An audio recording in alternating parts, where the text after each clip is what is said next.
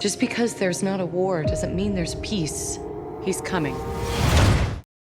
Welcome to I'm Your Target Demographic. Today we are covering everything that you need to know to see X-Men Apocalypse. You might be saying to yourself, I really want to see X-Men Apocalypse. Maybe you saw the last few movies, or maybe you don't remember them, or maybe you haven't seen any, but this one looks exciting to you. This video will hopefully prepare you for everything that's about to happen.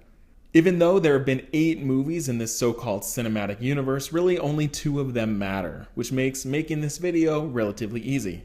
X-Men Apocalypse takes place in the 80s, which means it's a prequel to all of the old X-Men movies from the 2000s.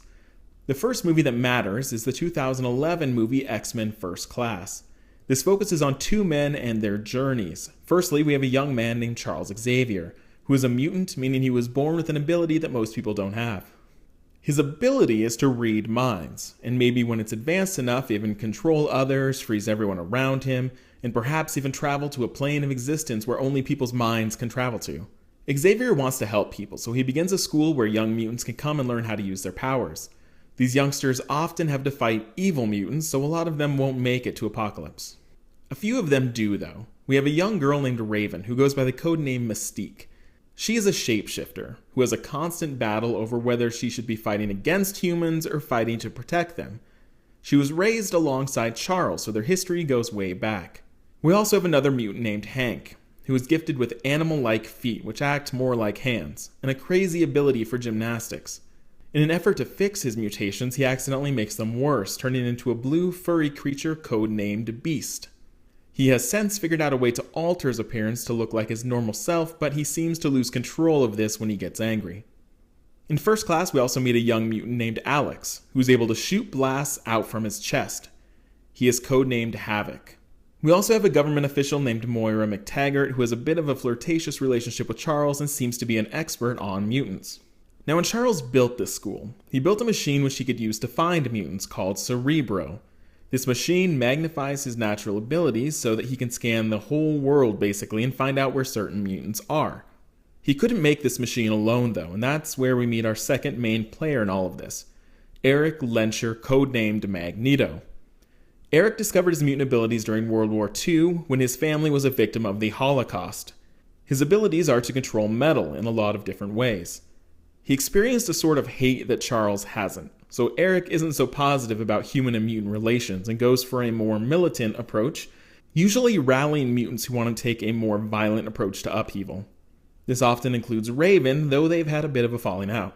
Now, the second movie that we need to talk about is X-Men Days of Future Past. I'll try my best to simplify this. That movie sent a mutant named Wolverine from the future, a horrible future where mutants are killed and enslaved, into the 1970s, where he was supposed to stop an assassination that would eventually cause the future he was escaping from. So a lot of that movie had to do with the other X-Men movies. Apocalypse won't though, so we'll just focus on the bits that pertain to our main cast of characters.